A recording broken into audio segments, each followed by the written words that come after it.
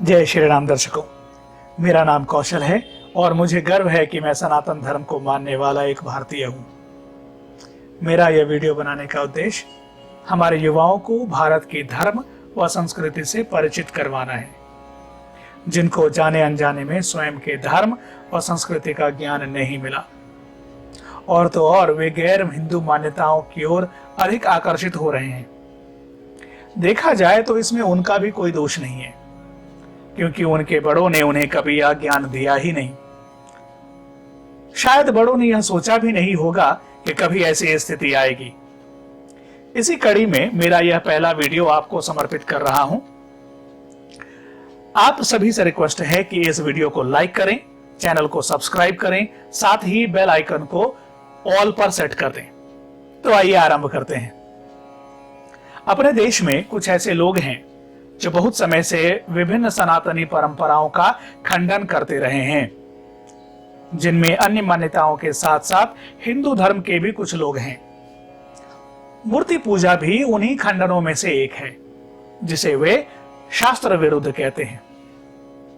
तो आज हम मूर्ति पूजा के विषय पर ही चर्चा करेंगे और समझने का प्रयास करेंगे कि क्या सच में मूर्ति पूजन शास्त्र विरुद्ध है।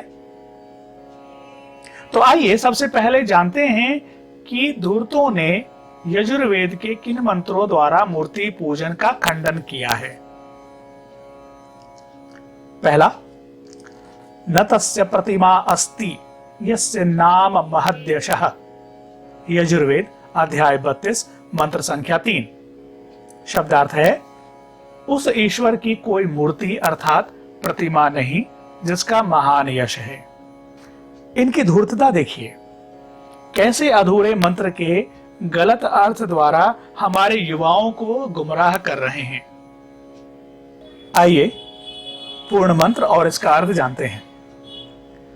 न तस्य प्रतिमा अस्ति यस्य नाम महद यशः हिरण्यगर्भ इत्येषा मा हिंसीदित्येषा यस्मान्न जाता इत्येषः।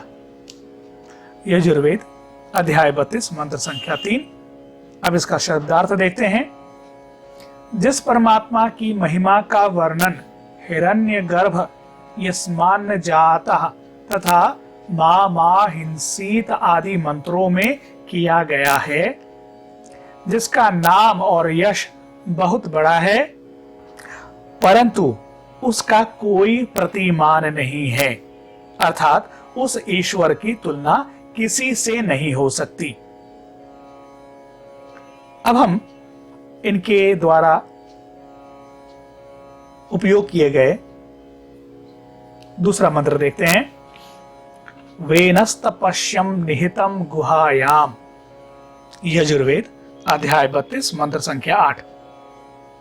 शब्दार्थ है, विद्वान पुरुष ईश्वर को अपने हृदय में देखते हैं। पूर्व की भांति ही उन्होंने यहां भी आधा मंत्र दिया है। अब आइए पूर्ण मंत्र और इसका अर्थ जानते हैं।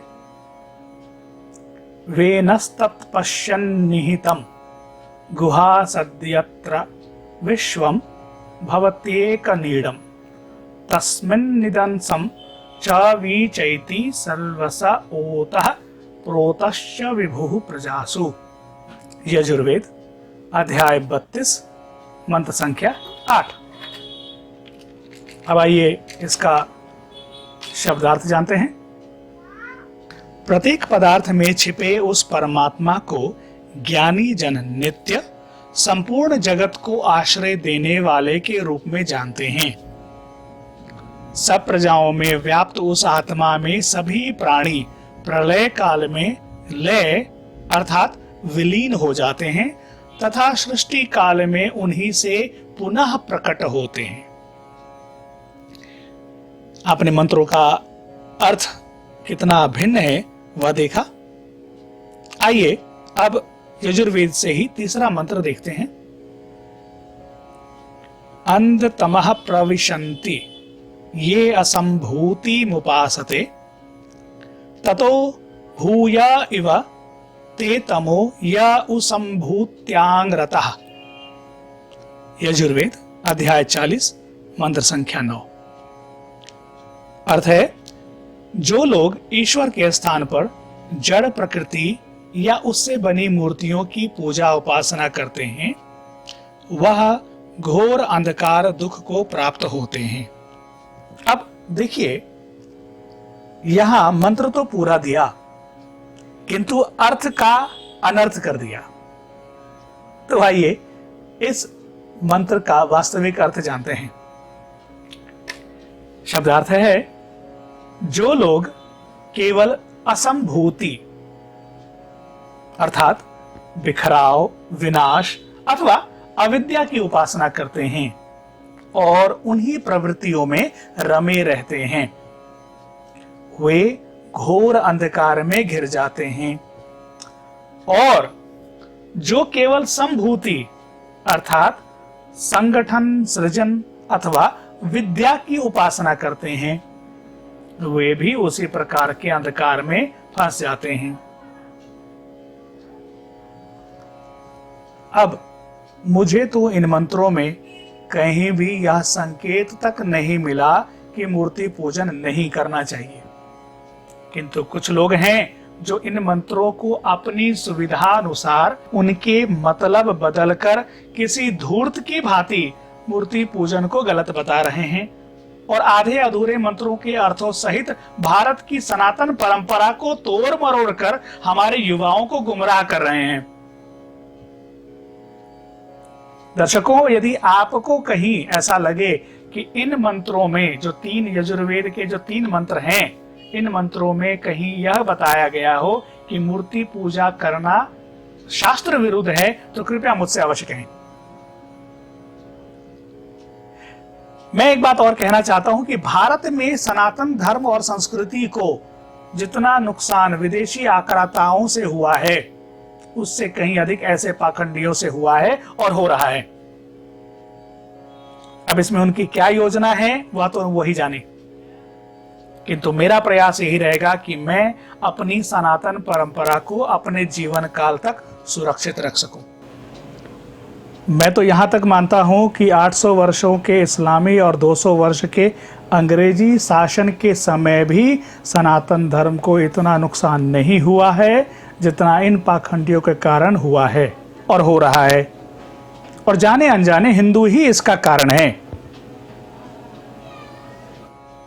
मैं आप सभी का ध्यान बीते कुछ वर्षों से विश्व के विभिन्न देशों में मिल रही हिंदू देवी देवताओं की मूर्तियों व चिन्हों की ओर भी दिलाना चाहूंगा, जिनकी आकृतियां वेदों में वर्णित देवी देवताओं जैसी हैं और वैसी ही मूर्तियां भारत के मंदिरों में भी मिलती हैं। तो जब वेदों में वर्णित आकृतियां या उनकी जैसी आकृतियां विदेशी धरती पर मिल रही मूर्तियों से मेल खाती है, तो यह मेरे अनुसार तो यह स्पष्ट है कि उन्होंने वही वेद पढ़ा था जिस वेद को मैं पढ़ता हूं। साथ ही बहुत से देशों में पूर्व काल में वहां हिंदुओं के होने के चिन्ह देवी देवताओं की मूर्तियों व शिवलिंग के रूप में मिल रहे हैं, और हम यहां भारत में बेकार के तर्कों पर बहस कर रहे हैं, मूर्ति पूजा होनी चाहिए या नहीं होनी चाहिए। मैं तो यह जानता हूं कि इस सृष्टि में जो कुछ भी दिख रहा है वह सब उन्हीं ईश्वर का ही रूप है, चाहे वह स्थावर हो, जंगम हो, चल हो, अचल हो। आप सभी से मेरा आग्रह है, अब भी समय है, आइए सनातन की ओर लौट चलें। आप इस वीडियो को लाइक करें या ना करें, मुझे इससे कोई अंतर नहीं पड़ता। मेरा उद्देश्य प्रसिद्धि पाना नहीं है, बल्कि मेरा उद्देश्य हिंदुओं को जगाना है। इसलिए आप सभी से मेरी विनती है कि इस वीडियो को लाइक करें या ना करें, इसको अपने बच्चों के साथ, अपने युवा मित्रों के साथ, अपने उन मित्रों के साथ जिनको आवश्यकता है, उनसे शेयर अवश्य कीजिए।